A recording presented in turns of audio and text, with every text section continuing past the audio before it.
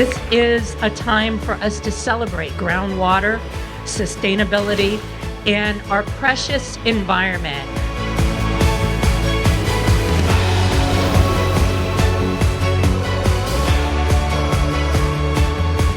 This guy is a supreme hunter. Number 1333. Oh, we have a winner.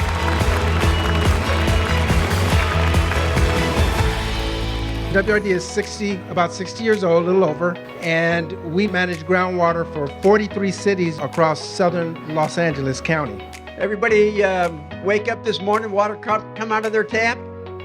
Well, that's total victory, and that's because of her. And I'm glad that they do this fair because it informs and educates children who will be future caretakers. These are the winners of our art contest. It's my pleasure to give our Groundwater Champion Award this year to State Senator Stephen Bradford. Water is critical to our existence, both for this planet and us as individuals, so I'm honored to receive this award.